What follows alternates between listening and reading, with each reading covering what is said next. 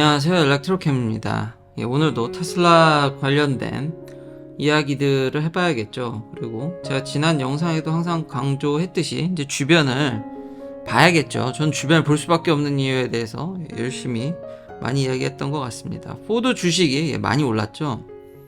그래서 포드의 이제 어닝 이 차트나 발표된 걸 보면은 저는 뭐 전기차만 관심이 있으니까, 그리고 내연기관 회사들이 예상보다 수익률이 다 좋았고, 예상보다 좋은 겁니다. 예상보다. 전기차는 피를 철철 흘리고 있죠. 장난이 아니죠. EBIT 마진이 98.2% 마이너스입니다. 저거. 뭐 장난이 아니군요. 그냥 한 분기에 뭐 2조 원 정도는 역시 가볍게 태워주는, 이게 투자라고도 생각할 수도 있는데 이게 별로 나아질 기미가 안 보이죠. 그리고 전기차를 이제 생산도 깎죠, 포드는. 그러니까 전기차를 덜 만들고 내연기관 연구 안 하고 있는 거 계속 쥐어짜내서 이익을 극대화해서, 그래서 수익이 좋아지는 거죠. 근데 모든 내연기관 회사들은 대동소이할 거라고 봅니다. 요즘 전기차가 좀 수그러들어서 이게 더 이제 빚을 받는 모양인데, 달라진 거는 없습니다. 배터리 유닛에 결국은 5.5 빌리언 달러나 러스를 일으키는, 그쵸, 총체적으로 요거는 풀 이어고요. 요거는 1.6 빌리언은 이거는 4분기만 얘기한 건데, 전기차 만들어서 다시 한번 수익이 안 난다. 그쵸, 테슬라가 더 잘해줬으면 좋겠지만 주변을 둘러보면 쉽지가 않은 게 여실히 드러나죠. 그리고 전에도 제가 짐 팔리 CEO 얘기를 했는데, 이거 대량 생산해도 안 됩니다. 그럼 GM은 뭐 더 낫냐? 그렇지가 않죠. 그리고 뭐 토요타 주식, 그쵸, 문제 많죠. 토요타 많아도 리콜 얘기도 했던 것 같습니다. 여지없이 제가 할 얘기 없으면 리콜. 제너럴 모터스 헤비 듀리 픽업 트럭, 쉐비 실바라도 GMC 되는데 막 32만 대 테일게이트가 갑자기 열린답니다. 예상도 못하게. 리콜은 맨날 터지죠. 이러거나 말거나 다들 그렇게 관심이 없죠. 토요타도 그렇고. 결국 내연기관은 미래보다는 현재 이익에 잘 쥐어짜서 연구 안 하고 어떻게 해서 이익을 극대화하는, 그래서 테슬라를 계속 좋게 보는 겁니다. 항상 저란들 다른 거에 관심이 없는 게 아니라 참 테슬라만 게 또 테슬라가 또 싫은 면도 있지만 주변을 또 보면은 얘만한 게 없다라는 게, 뭐 그것뿐만이 아니죠. GM은 여전히 크루즈 셀프 드라이빙 이거 샌프란시스코에서 한번 두들겨 맞았죠. 그리고 여기도 뭐 한 3 빌리언, 4 빌리언 하나로 치면 뭐 4조, 5조 원은 그냥 가볍게 그냥 계속 다 태우고 있죠. 현재 이런 사업을 하면서 이익을 내는 게 참 대단하다는 생각은 드네요. 물론 그래도 또 다른 빅테크처럼 또 고마진으로 해줬으면 하는 투자자들의 바람은 늘 있죠. 근데 이렇게 주변을 바라보면 나아질 기미가, 이게 나아지겠습니까? 나아질 기미가 없고 매번 가이던스 주는데 여기야말로 사기죠. 뭐 지켜진 적 한 번도 없고, 요즘은 그래서 GM이 플러그인 하이브리드니 하이브리드 얘기가 나오더라고요. 여기도 살짝 토요타 같은 느낌들이 계속 나오는데, 전기차를 응원하는 입장으로서는 참 안타깝죠. 이게 참 쉽지 않은 일이고, 테슬라가 다시 한번 보더라도 어마무시한 일을 한 겁니다. 또 한 가지로 포드가 이제 로우커스트 EV 플랫폼, 이제 테슬라가 레드우드라든지 모델 2죠, 가칭, 뭐 다른 여러 가지 의미로 부여되지만 결국 커스트 다운을 시키는 지금 시장의 압박에 걸려 있는데, 포드도 하겠다. 그러면서 여러 이제 엔지니어들을 뭐 좀 고용하고 그런 사연들이 좀 나오긴 했는데요. 저도 이게 쉬울까 생각이 됩니다. 여태까지 내연기관들이 한 이야기들이, 그러니까 테슬라를 제외하고, 테슬라도 물론 목표 한 발을 다 이루는데 좀 시간이 많이 걸리곤 있지만 여기도 뭐 그게 쉽지 않죠. 그리고 싼 가격에 저 EV를 만들려면은 역시 배터리 가격이 여전히, 물론 예전보다 많이 싸졌습니다. 예전보다 많이 싸진 건 맞는데 여전히 부담스럽죠. 그럼 자꾸 이제 중국제 배터리가 나오니까 그게 또 한국과의 또 관계도 있으니까 참 더 언급하기가 참 저도 별로 그렇게 좋아하지 않습니다. 근데 이게 또 쉬워 보이지 않는다. 옆에 테슬라가 하니까 따라하겠다는 건데, 그 시장이 그렇게 흘러가고 있으니까 CEO로 해야 되는데, 쉽지 않습니다. 자, 매년 봐더라도 상황이 나아지질 않고 나아질 기미도 안 보입니다. 테슬라는 중국에서 물론 더 성장해줬으면 좋겠지만 그래도 역대급으로 매년 비교해보면은 그래도 작년보다 더 나은 올해로 스타트를 끊었습니다. 대단한 것 같습니다. 뭐 그렇게 중국에서 난리네 뭐 그래도 어쨌든 자기가 작년에 판 거보다는 더 팔고 있으니까요. 예상대로 중국에서 뭐 팔리든 안 팔리든 수출도 하기 때문에 어떻게든 돌아갈 거라는 제 예측은 여전히 3년째 계속 맞아 들어가는 것 같습니다. 그리고 또 재미난 데이터를 보게 됐는데요. 이제 EV 이거 계속 제가 가끔씩 업데이트하죠. 이거는 이제 2023년 이제 총입니다. 이제 몽땅 다 이제 다 한 건데요. 역시나 CATL이 막강합니다. 진짜 36.8%고요. 그래도 LG가 3위라도 굳건히 지켜줘서 진짜 다행이라고 생각하고요. BYD하고 격차는 조금씩 더 벌어지는 게 보여집니다. 쉽지 않죠. 삼성 SDI는 이게 바뀌었죠. CLB한테 이제 추격당해서 0.1% 차이로 이게 엎어졌습니다. 그러더니 CLB는 지금 SK 온도 노리고 있습니다. 쉽지 않죠. 중국 친구들이 여전히 장난이 아닙니다. 그 삼성 뒤에는 뭐 다 뻔하죠.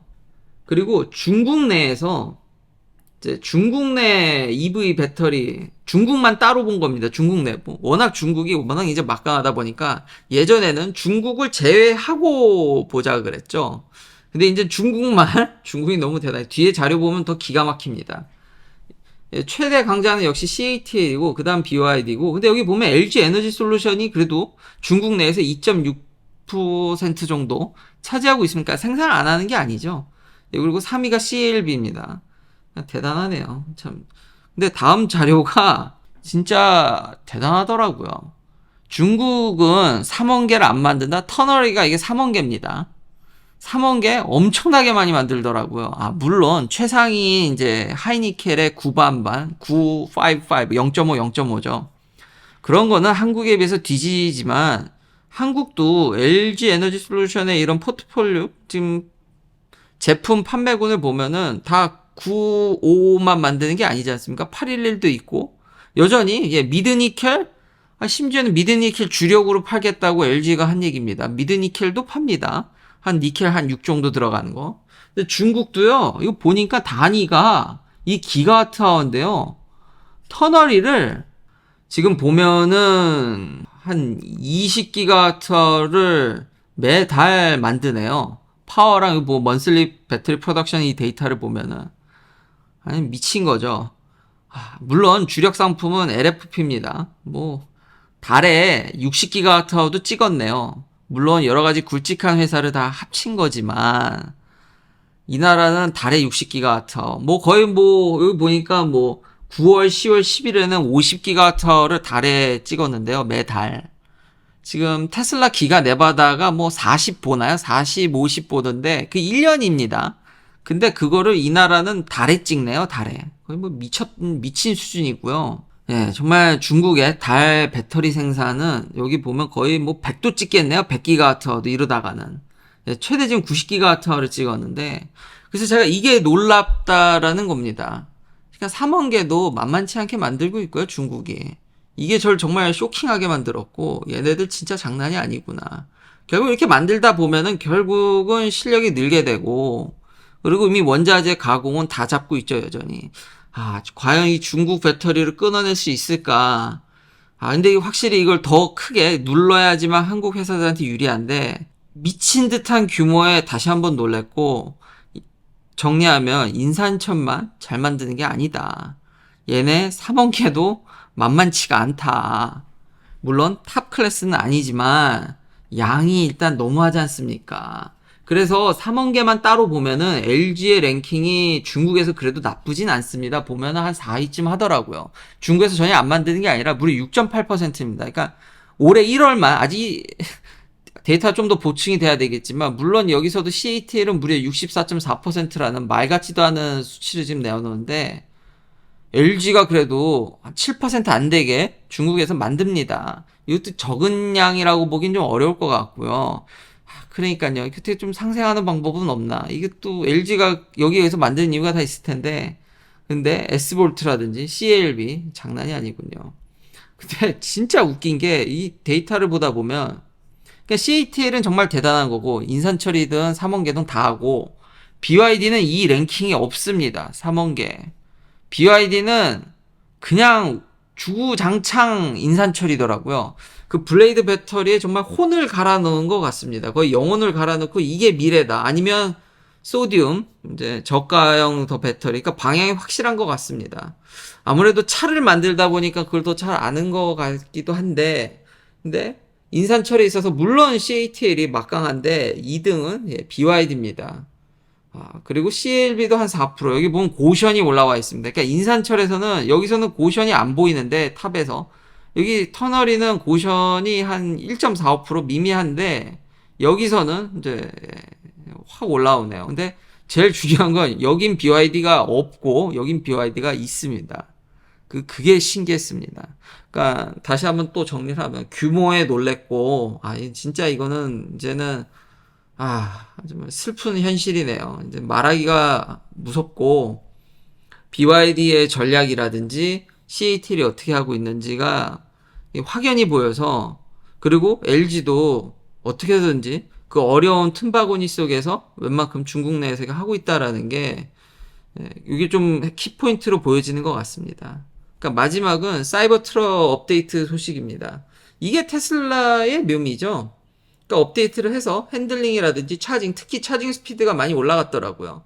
초기 리뷰하신 분들이 차징 스피드에 대해서 이제 실망해서 그에 대한 부정적 기사를 내놨는데, 저는 그거에 대해서 크게 이제 반응은 하진 않았죠. 왜냐하면 테슬라가 늘 하듯이, 근데 모든 전기차 회사들이 다 그렇다고 얘기를 했죠. 근데 테슬라가 유독 더 빠르죠. 그러니까 만들어 놓고 그걸 소프트웨어로 업데이트를 해서 OTA를 활발하게 해서 차의 성능을 올리는 게 이미 너무 정형화되어 있기 때문에, 초기에 저것도 왜 그러나 입이 너무 아프더라고요. 그 반대하시는 분들에 대해서.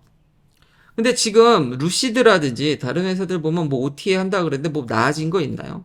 제가 루시드도 이렇게 가끔 보는데 여전히 드림 드라이브가 안 되는 것 같더라고요. 어떤 주행 보조에 있어서 뭐 나은 모습을 보여주는 것 같지도 않고. 그러니까 이게 여전히 쉬운 게 아니죠. 그러니까 이 맛에 테슬라를 타는 거죠. 차를 샀어도 차가 계속 업그레이드 되는 거를, 이거 느껴보신 분들만 압니다. 오랫동안 소유하면 소유할수록 차가 좋아지는 게 확연히 느껴지기 때문에, 그래서 테슬라를 사는 거죠. 이게 진짜 확실히, 그게 강점이 있고요. 그리고 재미난 서베이가 나왔는데 한 25% 정도는 그 익스텐드 레인지, 배터리 팩이죠. 주행거리 좀 늘려주는. 그러면 이제 한 450마일까지 오죠. 마일로. 그 대신 트럭 베드가 줄어드는데, 그래도 25% 가까이 이걸 산다는 얘기는, 그리고 사람들이 사보니까 생각보다 트럭 베드가 큰 거죠. 적재함이. 그러니까 배터리 팩을 넣어도 괜찮겠다라고 생각을 하는 것 같습니다.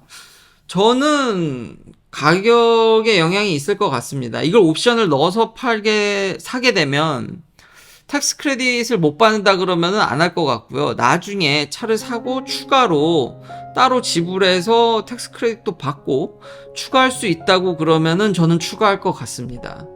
여튼 미국 내에서는 이렇듯 주행거리가 중요하긴 하다. 많은 사람들이 아직 여전히 거기에 신경을 많이 쓰고 있다라는 걸 알 수 있죠. 이게 가격이 만만치 않거든요. 16,000불이나 하는데, 그래도 무려 25% 가까이 좀 생각을 한다라는 거는, 물론 서베이 데이터가 좀 샘플링이 좀 적은 것 같은데, 그래도 분위기로도 제가 느껴보면은 사람들이 그 부분에 있어서 좀 신경 쓰고 있는 것 같아서 또 이렇게 업데이트를 하게 되었습니다. 긴 영상 시청해주셔서 감사합니다. 다음도 테슬라 관련 이야기들로 찾아뵙겠습니다.